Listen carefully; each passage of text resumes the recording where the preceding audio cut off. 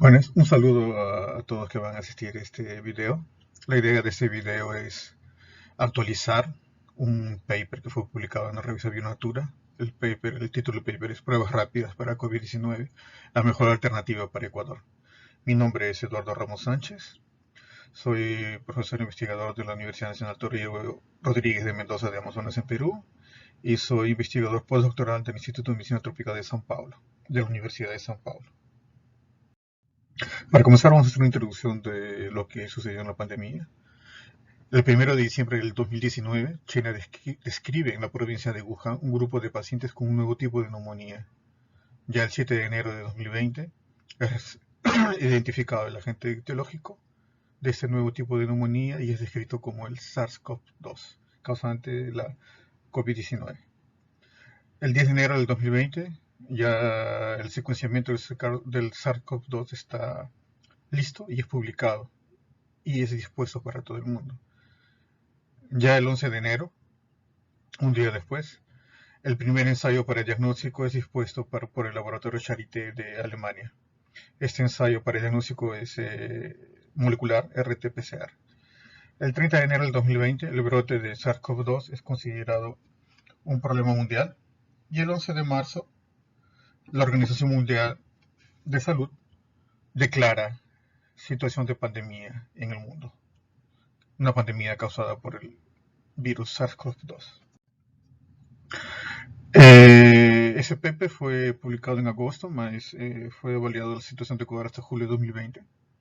En julio de 2020 se tenían más de 88.000 infectados, siendo que era el cuarto país con menos pruebas de diagnóstico realizadas.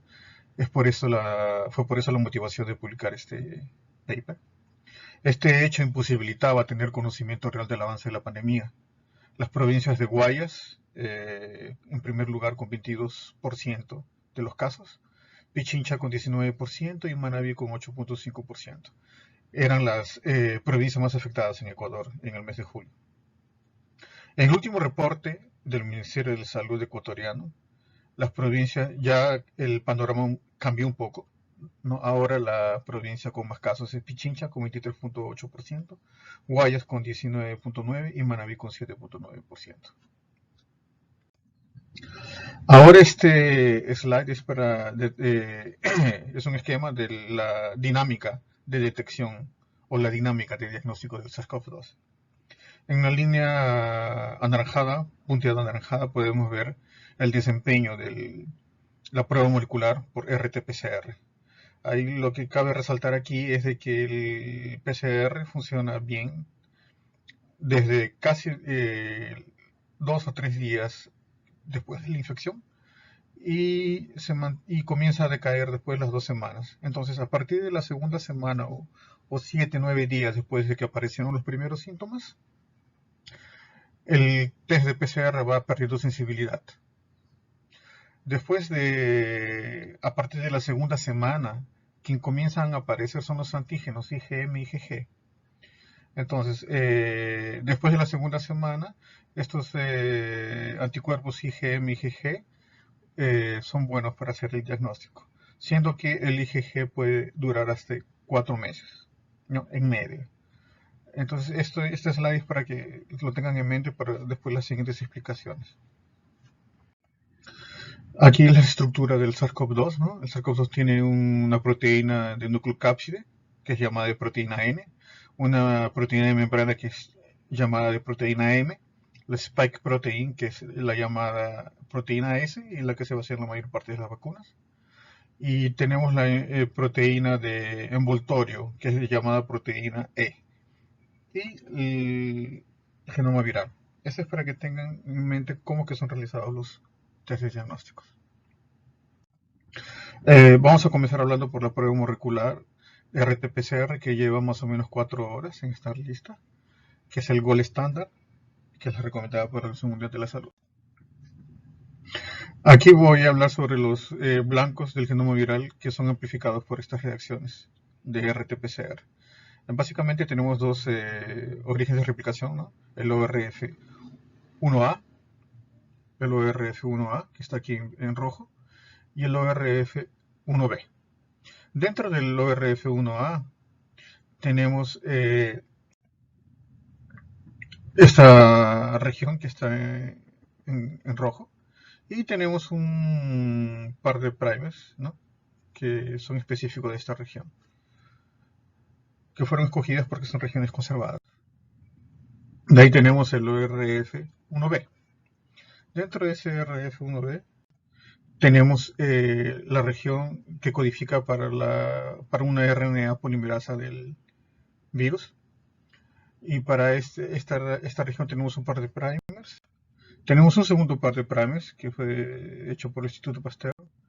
Y un tercer par de primers que fue desarrollado por el laboratorio Charité de Alemania, que fue el primero que fue dispuesto para el mundo.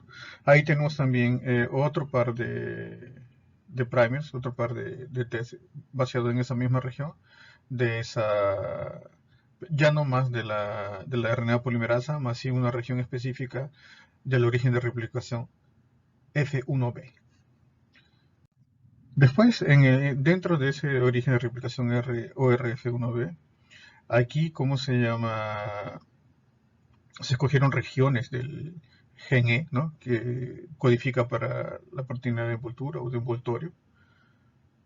Y el laboratorio Charité también desarrolló un test específico para esa área, esa región del genoma del virus. Después tenemos el gen de nucleocápside. Para este gen tenemos 8 kits diferentes que son basados en la amplificación de diferentes regiones de este gen, ¿no? Son regiones conservadas de este gen. ¿Cómo que son los pasos para el diagnóstico del RT-PCR o la prueba molecular de RT-PCR? Primero tenemos que tener la toma de muestras. Para eso tenemos que tener un personal especializado que sepa colectar bien las muestras, porque si no dan falsos negativos. Esa es la estructura del virus. Después que hicimos la colecta de la muestra, tenemos que hacer una extracción de RNA. Para esto también necesitamos de personal especializado que sepa hacer una buena extracción de RNA. El siguiente paso es convertir ese RNA del virus en DNA o cDNA por un proceso que se llama transcripción reversa. Esa transcripción reversa es hecha por un kit y también se necesitan personas altamente calificadas para poder realizar ese tipo de ensayo. Y por último, después que tenemos el cDNA, que fue hecho por transcripción reversa, procedemos a una amplificación por la técnica de PCR en tiempo real. Aquí también hay dos problemas. Necesitamos personal también calificado y de equipos de punta, ¿no? Equipos con alta tecnología, ¿cierto? Aquí también hay un cuadrito aquí abajo, ¿no?, donde que es la mayor efectividad de ese test, ¿no? Es en el comienzo de una infección hasta una infección avanzada, hasta unos 9 días después que aparecieron los síntomas. Después, ¿cómo se llama? Ese test ya no es tan confiable. De nuevo, aquí es lo que acabé de hablar. En el cuadro rojo aparece el tiempo donde el PCR o la prueba molecular de RT-PCR es sensible, ¿no? 9 días después de los que aparecen los síntomas, esa prueba comienza a perder la sensibilidad y ahí las pruebas que detectan anticuerpos comienzan a ser más sensibles. Aquí es una modificación del RT-PCR. Ya es una prueba molecular que se llama RT-LAMP, ¿no?, porque es una transcripción reversa más la técnica LAMP, que es isotérmica. Ustedes solamente usan una temperatura para hacer toda la reacción. Lleva de 30 a 40 minutos, ya lleva menos tiempo que el RT-PCR. Como que los pasos de ella es igual. ¿Cómo se llama? Colectar la muestra, ¿no? Necesitamos de una buena colecta de muestra porque si no pueden dar falsos negativos. Obtenemos el virus y el genoma del virus. Y después, dentro de un tubo de ensayo, colocamos 3 pares de primers, ¿cierto?, que son específicos para la región que queremos amplificar dentro del genoma del virus. Y hacemos una primera rueda o hacemos una primera cadena de cDNA. Después hacemos una segunda cadena de cDNA, que es un poco diferente que la primera que fue hecha. ¿Para qué? Para después, con esas dos cadenas que fueron hechas, se formen estas estructuras que se llaman de double DNA. Y después con estas double DNA, una DNA polimerasa comienza a amplificar y a producir amplicones de alto peso molecular. Estos amplicones de alto peso molecular pueden ser, dentro del tubo, pueden ser identificados porque como resultado de esto tenemos un cambio de pH. Por ejemplo, si usamos rojo de fenol, que en realidad es medio rosado, cuando la reacción es positiva, el pH muda y ese rojo de fenol cambia de esa coloración roja, avermelhada, medio rosada, para amarillo, lo que indicaría positividad. El paciente está contaminado. Esa es una prueba molecular rápida, que es un poco más eficiente y utiliza menos equipos menos sofisticados. Un poco más fácil que la prueba de RT-PCR, que es una prueba que todavía no está bien aprobada, más que está en fase de testes todavía. Aquí también cabe salientar, o vamos a destacar, de que tendría el mismo problema del RT-PCR, ¿no? Que solamente detecta bien hasta 8 o 9 días de infección. Después del 9º día de infección comienza a decaer la sensibilidad. Ventajas de estas pruebas moleculares, sobre todo la RT-PCR, es que son el gold standard, son indicadas por la Organización Mundial de la Salud. Otra es que detecta material genético, es altamente específica y realiza un diagnóstico precoz. Desventajas: uso de equipo sofisticado, necesidad de personal altamente capacitado, la sensibilidad disminuye después de las primeras semanas de síntomas. Alto costo y alto riesgo de contaminación por parte de los operadores, sobre todo los operadores que colectan las muestras. Ahora vamos a hablar de la prueba rápida de serología de 15 minutos, que fue la que indicamos como una alternativa para Ecuador en el paper. Básicamente es un dispositivo donde tenemos un pozo, tenemos una región en la que va a aparecer la positividad y tenemos otra región que es la región de control, ¿no? Ahí, ¿cómo que funciona? La muestra puede ser básicamente suero o sangre directamente, es aplicada en ese pozo, después se aplica una solución que lo que va a hacer es que esa muestra del pozo migre a través de todo el dispositivo, ¿no? Y, ¿cómo se llama? Esos anticuerpos que están presentes en las muestras interactúen con antígenos del COVID que están asociados a oro, ¿cierto? Una vez que eso, ¿cómo se llama? Esos anticuerpos asociados a esos antígenos asociados a oro van a migrar a través del dispositivo. Esos anticuerpos complejados con el antígeno van a ser reconocidos por otros anticuerpos que están asociados a la membrana del dispositivo y nos van a dar como resultado una banda, ¿no? Una banda que está detectando los anticuerpos del paciente, ¿cierto? Y otra banda que es el control, que va a servir para ver si es que el dispositivo está funcionando bien o no. Entonces, básicamente, dos líneas aquí significaría positivo, solamente el control sería negativo, y la no presencia de líneas o de bandas, o la presencia solamente de la banda de los anticuerpos pacientes, significa que este dispositivo vino con defectos o que la reacción no funcionó. Aquí la ventaja de este dispositivo o de este test rápido es de que nosotros podemos ver si el paciente fue infectado por un tiempo mayor, de 3 a 4 meses. Mismo el paciente después de 4 meses infectado, nosotros podemos detectar que ese paciente fue infectado 1 o 2 o 3 meses antes. Ventajas de este es diagnóstico tardío, ¿no? Ventana de tiempo mayor es la ventaja.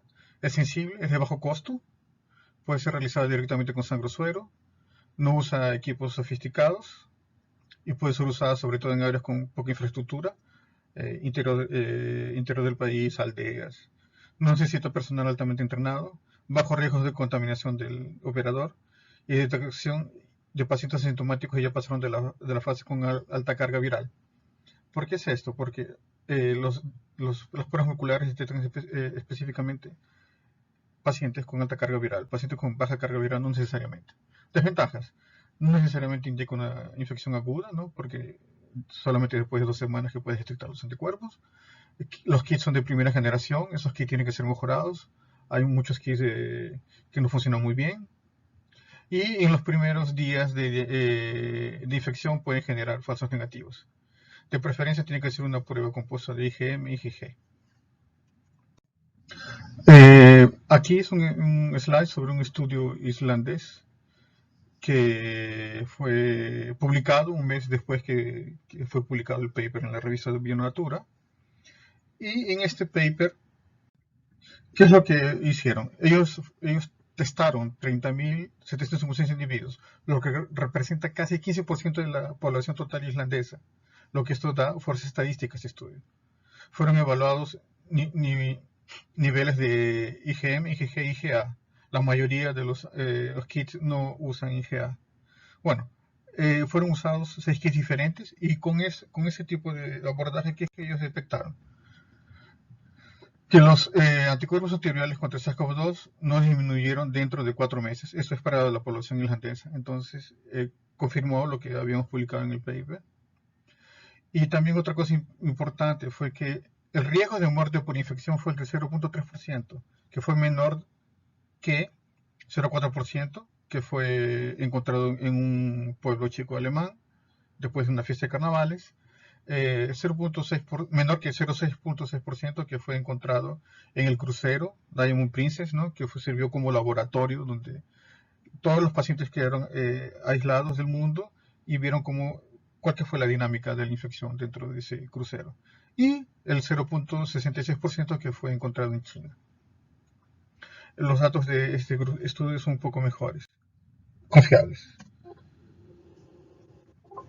Ahí, otra cosa que también se vio también en ese artículo anterior es de que 44% de la población irlandesa no consiguió ser diagnosticada con pruebas rápidas, perdón, con pruebas moleculares, y sí con pruebas sorológicas, ¿cierto?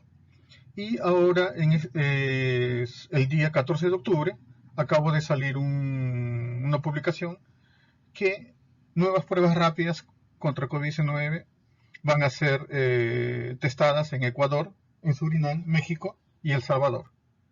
Entonces, reforzando lo que fue dicho en el paper que fue publicado en la revista Bionatura, de que las pruebas rápidas son esenciales para enfrentar y para ver qué es lo que sucede de facto en las infecciones.